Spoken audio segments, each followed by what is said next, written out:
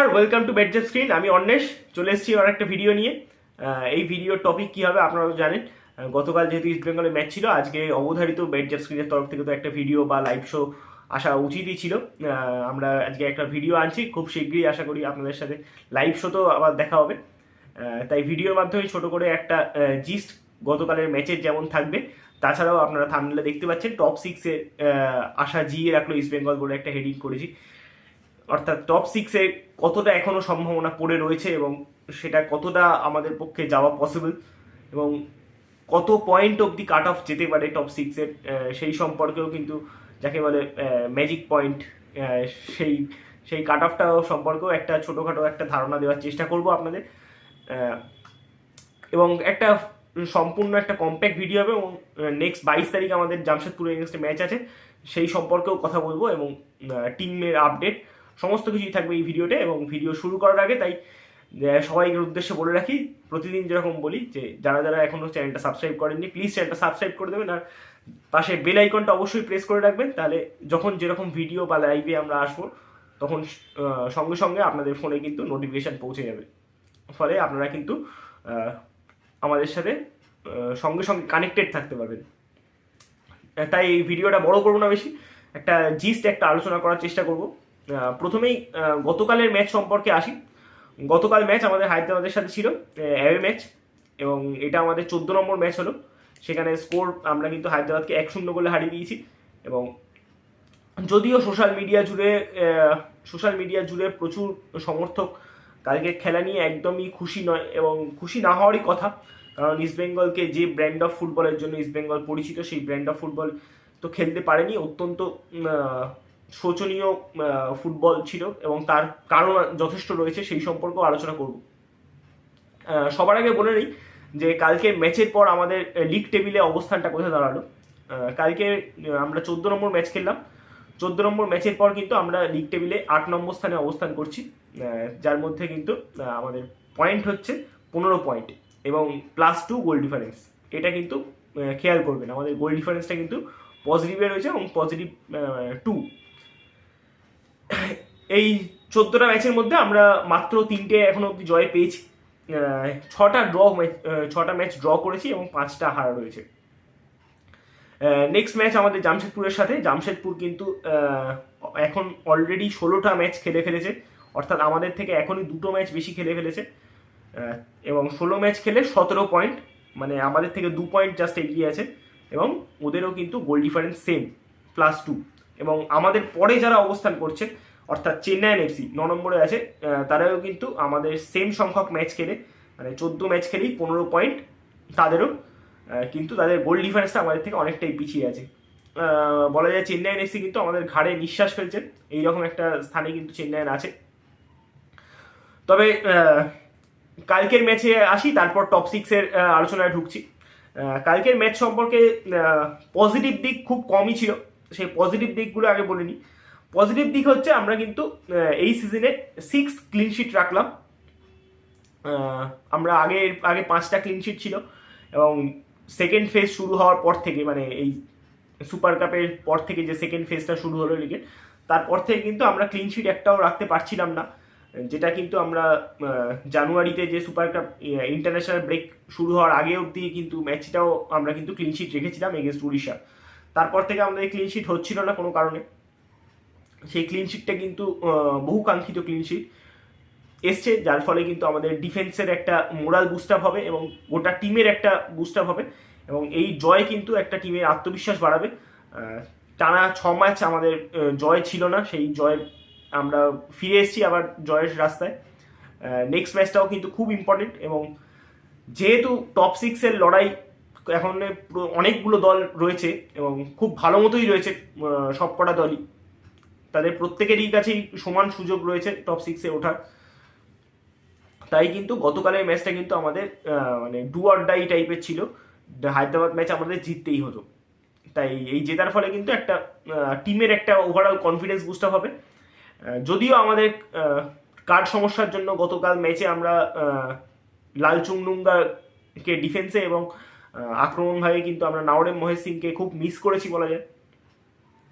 তারা কার্ড সমস্যা কাটিয়ে অবশ্যই পরের ম্যাচে আবার জয়েন করবে ফলে টিমটা আরও কিছুটা আমরা বেটার দেখতে পাবো।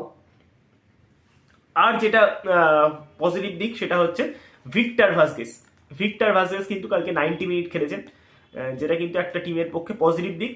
তবে আমার এখনো অবধি মনে হয়নি যে ভিক্টর ভাস্কেস 90 মিনিট খেলার মতো ফিটনেস আছে তার। হ্যাঁ, খেলেছেন তো অবশ্যই, কিন্তু সেম একটু হাই ইন্টেন্সিটি ম্যাচ যেগুলো আসবে, একটু যারা প্রতিপক্ষ আমাদের একটু স্ট্রং হবে, সেক্ষেত্রে কিন্তু 90 মিনিটস তাকে আরও ইন্টেন্সিটিতে দৌড়তে হবে। তাই আমার এখনও পার্সোনালি মনে হয়নি যে এখনও ভিক্টর ভাস্কেস সেই ফিটনেসটা গেইন করেছে, এবং সেটা এই কদিনের করার কথাও নয়। এটা তো আর ম্যাজিক নয় যে আজকে বললাম কালকে ফিটনেস চলে আসবে, সেরকম নয়। তিনি টানা 2-3 মাস খেলার বাইরে ছিলেন, এবং তার এজটার একটা ফ্যাক্টর। 37 বছর বয়সে তার ফিটনেস গেইন করতে একটু সময় লাগবে, এবং আমরা কিন্তু ফিক্সচারের সমস্যার কারণে সেই টাইমটাও তাকে দিতে পারছি না, প্রোভাইড করতে পারছি না। যে অলরেডি তিনি কিন্তু 3টে ম্যাচ খেলে ফেলেছেন, মুম্বাই ম্যাচ খেলে ফেলেছেন, নর্থ ইস্ট ম্যাচ খেলে ফেলেছেন, এবং নর্থ ইস্ট, মুম্বাই আর কালকে হায়দ্রাবাদ ম্যাচ খেলে ফেলেছেন। কিন্তু প্র্যাকটিস সেশন কটা পেয়েছেন টিমের সাথে সেটা কিন্তু হাতে গুনে বলার মতো। টোটাল হয়তো 3টে প্র্যাকটিস সেশন পেয়েছেন তিনি। 3টে ম্যাচ খেলেছেন, আবার 3টে প্র্যাকটিস সেশন কি 4টে প্র্যাকটিস সেশন পেয়েছেন। ফেলিসিও ব্রাউন তো আরও কম, প্র্যাকটিস সেশন ছাড়াই নর্থ ইস্ট ম্যাচ তিনি নেমে গেছিলেন। তারপরে 2টো প্র্যাকটিস সেশন কি 3টে প্র্যাকটিস সেশন হার্ডলি পেয়েছেন তিনি। তাই তাদেরকে ফিট হতে আরও সময় দেওয়া উচিত, এখনই জাজ করা যাবে না তাদের। এবারে আবার অনেকে বলতে পারেন যে সেট টিমটা ভেঙে গেল, তাই আমাদের পারফরমেন্স এইরকম হতাশাজনক। অবশ্যই অনেকেই জিজ্ঞেস করছেন যে আমাদের 3 পয়েন্ট পেয়েছি ঠিকই, কিন্তু খেলা অত্যন্ত প্যাথেটিক, খুব শোচনীয়। মাঝমাঠ বলে কিছু নেই, মাঝমাঠ অন্তঃসার শূন্য। সোশ্যাল মিডিয়ায় অনেক এরকম কমেন্ট দেখতে পেয়েছি। অবশ্যই এটা প্রত্যেকের মতামত খুবই গুরুত্বপূর্ণ।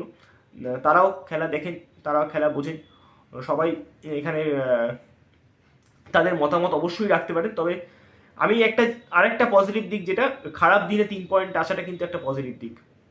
কারণ আমাদের অনেক ভালো দিনেও কিন্তু আমরা 3 পয়েন্ট পাইনি। যেমন আমাদের ফার্স্ট লেগে ব্যাঙ্গালোর ম্যাচ কিন্তু আমাদের জেনুইন 3 পয়েন্ট পাওয়ার ম্যাচ ছিল, যা ফুটবলটা খেলেছি, এবং রেফারি যদি তার সঠিক ডিসিশন দিতেন তাহলে কিন্তু আমাদের 3 পয়েন্ট নিশ্চিত ছিল।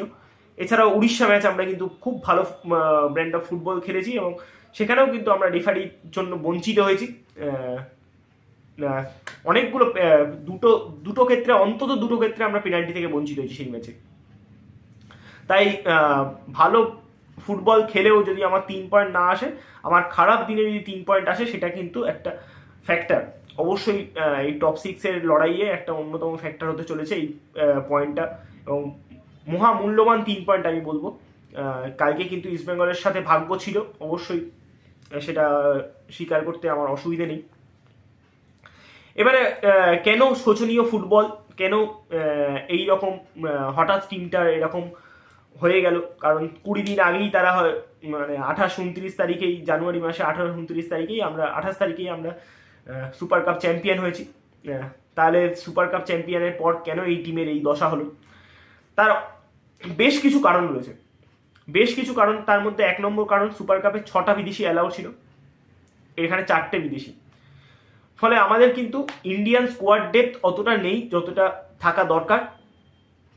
সেটা প্রত্যেকটা ট্রান্সফার উইন্ডোয়ে আমাদের প্লেয়ার নিতে কিন্তু আমরা এই স্কোয়াড ডেপথটা বাড়াতে পারবো। একটা উইন্ডোতে কখনো সেই স্কোয়াড ডেপথ বাড়ানো সম্ভব নয়, সেই স্কোয়াড ডেপথটা কিন্তু আমাদের এখনও নেই। 2 নম্বর কারণ, বিদেশি 6খানা বিদেশি আমাদের কিন্তু মরশুমের শুরু থেকে ছিল, যারা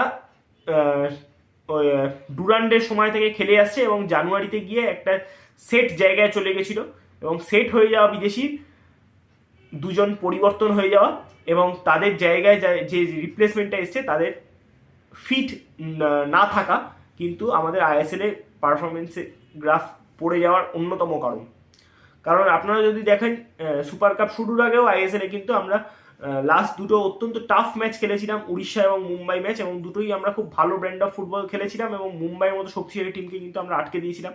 এবং উড়িষ্যার বিরুদ্ধে রেফারি যদি সঠিক ডিসিশন দিতেন, তাহলে অবশ্যই আমরা 3 পয়েন্ট নিয়ে মাঠ ছাড়তাম। সেগুলো তো আর রেফারির কথায় নতুন করে আর কিছু বলার নেই, আমরা রোজই লাইভে এটা নিয়ে ডিসকাশন করি। রেফারির যেরকম ডিসিশন দেবে আমাদের মেনে নিতে হবে, কিছু করার নেই। সেই সেট অফ ফরেনার্স আমাদের ভেঙে যাওয়া এবং নতুন ফরেনার যারা এসছে তারা কিন্তু ফিট অবস্থা আসেনি, এবং জানুয়ারি উইন্ডোতে সাধারণত ফিট বিদেশি পাওয়া শক্ত। পাওয়া যায় না বলবো না, অবশ্যই পাওয়া যায়, কারণ আপনারা যদি দেখেন মুম্বাই ইকার গোরেচনাকে নিয়েছে, বা যারাই নিয়েছে, চেনা বিদেশি নিয়ে নিয়েছে অন্য টিম থেকে। সিভেরিও টোটোকে জামশেদপুর নিয়ে নিল। সিভেরিও টোটো কিন্তু ফিট, অবশ্যই ফিট বিদেশি, আমি কোয়ালিটিতে যাচ্ছি না, ফিট বিদেশি। আমাদের বিদেশিরা কোয়ালিটিগতভাবে অত্যন্ত হাই কোয়ালিটি প্লেয়ার, তাদের সিভি তাই বলছে অন্তত। যিনি MLS থেকে একজন এসছেন আর একজন চাইনিজ ফার্স্ট ডিভিশন খেলে এসছেন। চাইনিজ ফার্স্ট ডিভিশন অত্যন্ত উন্নত মানের, আই লিগে মানে ISL এর তুলনায় অবশ্যই। সেখান থেকে যখন তারা একাধিক জায়গায় ভালো ম্যাচ খেলে এসছেন, তাদের পেডিগ্রি সম্পর্কে তো সন্দেহ থাকার কথা নয়, কিন্তু তারা ম্যাচ ফিট নন। ম্যাচ ফিট থাকাটা কিন্তু এই সময় আমাদের পক্ষে খুব জরুরি ছিল, কারণ সেকেন্ড ফেজে টপ 6 পেতে গেলে এটা কিন্তু আমাদের দরকার। এবারে আপনারা বলতে পারেন যদি ফিট ফরেনার না নিতে পারে তাহলে প্লেয়ার ছাড়ার কি দরকার ছিল। অনেকেই বলছেন, বিশেষ করে সিভেরিও টোটো হচ্ছে, ও বোরহাকে ছাড়াটা সবথেকে বড় ভুল হয়েছে। দেখুন, আমি এই প্রসঙ্গে একটু দ্বিমত পোষণ করছি। বোরহা কিন্তু আমাদের সাথে এতদিন ছিলেন। বোরহা কতগুলো ক্ষেত্রে গোল আর অ্যাসিস্টে ভূমিকা রেখেছে আপনারা কিন্তু হাতে গুনে বলতে হবে। বোরহার গোল সম্ভবত একটা, আমার যতদূর মনে পড়ছে, সেটা নর্থ ইস্ট এগেন্স্টে, এবং অ্যাসিস্টও ডুরান্ড কাপে কিছু আছে। ISL এ অ্যাসিস্ট আমার ঠিক মনে পড়ছে না কতগুলো আছে, সম্ভবত অ্যাসিস্ট নেই বোরহার, কারণ এবং বোরহা কতগুলো ম্যাচ 90 মিনিটস খেলেছে সেটাও কিন্তু একটা দেখার বিষয়। বোরহা কিন্তু অধিকাংশ ম্যাচ ইস্ট বেঙ্গলের হয়ে কিন্তু 90 মিনিটস খেলতে পারেননি, কারণ আমরা অনেকদিন আগেই জানিয়েছিলাম তার একটা মেডিকেল ইস্যু আছে, যার জন্য কিন্তু তিনি 90 মিনিটস খেলতে পারবেন না। তাই বোরহা চেঞ্জটা করতেই হতো, এবং আজকে যদি বোরহা আমাদের থাকতো এবং পারফর্ম করতে না পারতো, তখন কিন্তু আমরাই প্রশ্ন তুলতাম কেন জানুয়ারি উইন্ডোটা পেয়েও আমরা ওয়েস্ট করলাম, নতুন ফরেনার নিলাম না। অন্তত পরের বছরের জন্য কিন্তু টিমটা সেট করা উচিত ছিল। আমার তাই মনে হয় পরের বছরের দিকে তাকিয়ে টিমটা সেট করা উচিত। জানি না ভিক্টর ভাস্কেস পরের বছর রিটেন করা হবে কিনা, কারণ তার বয়সটা একটা ফ্যাক্টর, এবং বোরহা নিজে থেকেই চলে গেছেন। বোরহাকে ম্যানেজমেন্ট ছাড়েনি, যেটুকু আমরা প্রেস কনফারেন্সের মাধ্যমে জানতে পেরেছি। বোরহা তার পুরনো কোচ ম্যানুয়েল মার্কেজের আন্ডারে খেলতে চেয়েছে, তাই কোনো অনিচ্ছুক ঘোড়াকে দলে রেখে দেওয়াটা ঠিক সমীচীন নয়। এবং বিশ্ব ফুটবলে এটাই হয়ে আসে, যদি প্লেয়ার অনিচ্ছুক হয় তাকে সবসময় ক্লাব ম্যানেজমেন্ট ছেড়ে দেওয়ারই চেষ্টা করে, এবং তাকে লোনে ছেড়ে দেওয়া হয়েছে যাতে আর্থিক ক্ষতির সম্মুখীন না হতে হয় টিম ম্যানেজমেন্টকে। সেটা কিন্তু একটা খুব ভালো মুভ। এবং সিভেরিও টোটোর জায়গায় সিভেরিও টোটোর পারফরমেন্স ইস্ট বেঙ্গলের জার্সি গায়ে অন্তত ভালো ছিল না। অবশ্যই জামশেদপুরে গিয়ে তিনি একটা প্রথম ম্যাচেই গোল পেয়েছেন, সেটা একটা ভালো দিক। অবশ্যই এরকম বিশ্ব ফুটবলে হয়েই থাকে, একটা ক্লাবে সাকসেসফুল হলো না তাই বলে তো প্লেয়ারটা কেরিয়ার থেমে থাকে না, অন্য ক্লাবে গিয়ে তিনি সাকসেসফুল হতেই পারেন।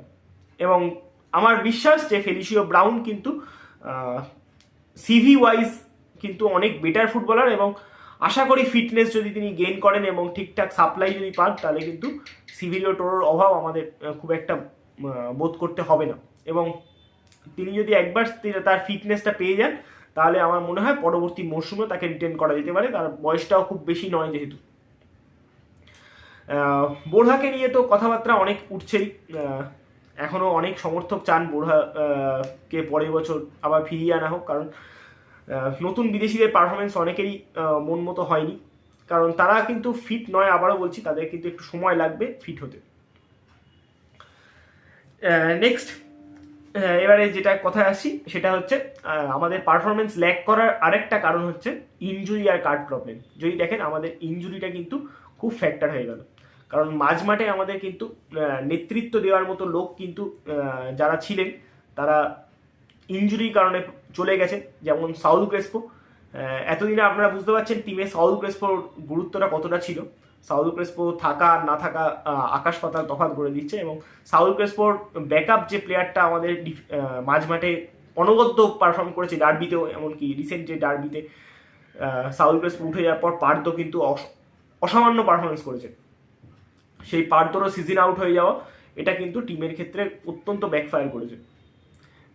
এবারে বলবেন যে বোরহার পারফরমেন্স এদের থেকে ভালো ছিল, ভিক্টর ভাস্কের সেই তুলনায় কিছু না, কারণ সুপার কাপে আমরা বোরহাকে অনেক উজ্জ্বলভাবে দেখেছি, অনেক সক্রিয় দেখেছি। তার কারণ একটাই, 6টা ফরেনার। আবারও বলছি, 6টা ফরেনার থাকলে কিন্তু বোরহার খেলা অন্যরকম লাগবে, এবং প্রত্যেকের খেলায় সিভেরিও টোরো খেলাও আপনাদের কিন্তু সুপার কাপে অনেক ভালো লেগেছে যদি খেয়াল করে দেখেন। সুপার কাপে সিভেরিও টোরো এতটা উজ্জ্বল থেকেছে কারণ 6টা বিদেশি তার মানে টিমে ছিল, এবং তার সাপোর্টটা অনেক বেটার পেয়েছে। আর আইএসএল এ সেখানে 4টে বিদেশি হয়ে যাবে, সেখানে তার সাপোর্টটা অনেক কম থাকবে। তাই আইএসএল এ কিন্তু বোরহাকে যতটা সাধারণ মানের লেগেছে, তুলনামূলকভাবে সুপার কাপে কিন্তু অনেক বেটার লেগেছে। আর কার্ড প্রবলেম তো রিসেন্টলি আমাদের শুরু হয়ে গিয়েছে, কারণ সেকেন্ড ফেজ অফ লিগ শুরু হয়ে যাচ্ছে। খুব ভাগ্য ভালো আমাদের, হায়দ্রাবাদ ম্যাচে আমরা মহেশ এবং লালচুংনুঙ্গাকে মিস করলাম। অন্য কোনো ম্যাচ হয়তো হলে সেটা আমরা 3 পয়েন্ট তুলতে পারতাম না, হায়দ্রাবাদ ম্যাচ বলেই হয়তো 3 পয়েন্ট নিয়ে বেরিয়ে যেতে পেরেছি। তবে হায়দ্রাবাদকে আমি কুর্নিশ না জানিয়ে পারছি না। হায়দ্রাবাদ যে ফুটবলটা খেলেছে এবং বাচ্চা বাচ্চা ছেলেরা যে মানসিকতা দেখিয়েছে খেলার, সেটা কিন্তু এক কথায় তারিফযোগ্য।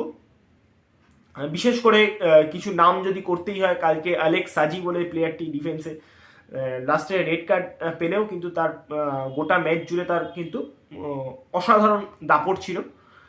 এছাড়াও জার্সি নম্বর 46 রামচুংলুঙ্গা হামার যাকে বলা হচ্ছিল, এবং রাইট উইংয়ে রবির থেকেও কালকে কিন্তু রবি তো প্রতিদিন একটা প্রতিষ্ঠিত নাম হয়ে যাচ্ছে, প্রতিদিন যেভাবে পারফর্ম করছে লালচুংলুঙ্গা হামার এবং রবি। এছাড়াও কিন্তু মাক্খান ছোটে যদি আপনারা খেলা দেখেন, কালকে কিন্তু অপূর্ব খেলেছে মাক্খান ছোটে, এবং মাঝমাঠে সাইলো বলে যে ছেলেটি খেলেছে খুব ভালো খেলেছে, এবং উইদাউট বিদেশি বা একটা ফরেনারের খেলে তাদের যে ইন্টেন্টটা দেখা গেছে সেটা কিন্তু সত্যি কুর্নিশযোগ্য।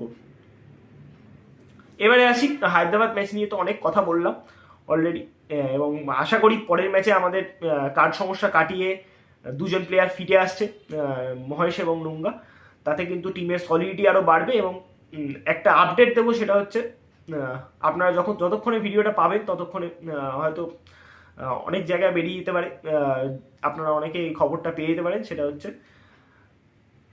কোচ ঠিক করেছেন যে জামশেদপুর ডাইরেক্ট তিনি হায়দ্রাবাদ থেকে জামশেদপুর ট্রাভেল করবেন, কারণ মাঝখানে কলকাতা ফিরলে কিন্তু তার আরেকটা দিন নষ্ট হবে, এবং আবার ট্রাভেল করে তাকে একটা দিন আগে যেতে হবে। সেটা কিন্তু অত্যন্ত হেকটিক হয়ে যাবে ব্যাপারটা, যেহেতু ফিক্সচার আমাদের অত্যন্ত এগেনস্টে যাচ্ছে। তাই ফিক্সচারের কথা মাথায় রেখেই কিন্তু আজকেই কিন্তু আমরা জামশেদপুর পৌঁছে যাব, এবং জামশেদপুর পৌঁছে গিয়েই কিন্তু আমাদের রিকভারি সেশনটা হবে। যে ম্যাচের পর দিন যে রিকভারি সেশনটা হয়, সেটা যদি আমরা আজকে ঠিক মতো করতে পারি, এবং আমরা নেক্সট 3 দিন আমরা কিন্তু ট্রেনিং সেশন পাবো, 19, 20, 21 তারিখ। আজকে 18 তারিখ কিন্তু যদি রিকভারি সেশনটা ঠিকঠাক হয়, তাহলে 19, 20, 21 আমরা 3 দিন প্র্যাকটিস সেশন পাবো, যেটা কিন্তু জামশেদপুর এগেনস্টে অনেকটা কার্যকরী হবে। এবং ফ্রেশ লেগ হিসেবে আসবে মহেশ এবং নুঙ্গা, যারা টানা ম্যাচ খেলে যাচ্ছিল। টানা ম্যাচের থেকে কিছুটা একটা ম্যাচ গ্যাপ পাওয়া মানে তাদের কাছে কিছুটা স্বস্তিদায়ক, তারা কিছুটা ফ্রেশ হয়ে মাঠে নামতে পারবে জামশেদপুরে এগেনস্টে। এবং জামশেদপুরে কিন্তু আমরা চেয়েছিলাম যাতে মানজোরো প্লেয়ারটি কিন্তু 3টে ইয়েলো কার্ডে ছিল, মানজোরো কিন্তু 3টে ইয়েলো কার্ডে, গত ম্যাচে যদি একটা ইয়েলো কার্ড দেখতেন তাহলে কিন্তু হয়তো আমাদের এগেনস্টে ম্যাচটা মিস করতেন, কিন্তু মানজোরো কিন্তু আমাদের বিরুদ্ধে অবশ্যই অ্যাভেলেবেল। এবং তাদের জামশেদপুরে কি প্লেয়ার যদি হয়, সে হচ্ছে মানজোরো। এবং সুপার কাপের যদি জামশেদপুরে ম্যাচ আপনারা খুব বেশি দিন তো হয়নি, আশা করি সবারই স্মৃতিতে তাজা রয়েছে। মানজোরো একা কতটা খেলা ঘুরিয়ে দিতে পারে সেটা কিন্তু আপনারা সবাই দেখেছেন, কতটা বিপজ্জনক হতে পারে, কতটা চেপে ধরেছিল জামশেদপুর লাস্ট কিছু মিনিট, 75 থেকে 90 মিনিটের যে স্পেলটা, সেটা কিন্তু জামশেদপুর দুর্দান্ত খেলে এবং ইস্টবেঙ্গলকে বেশ প্রেশারে ফেলে দেয়। এবং লক্ষণীয় সেদিন কিন্তু চিমাচুকু কিন্তু ইস্টবেঙ্গলের মানে ডিফেন্সকে সেরকম ব্যস্ত রাখতে পারেনি, কারণ চিমাচুকু সেই ম্যাচ খেলেনি।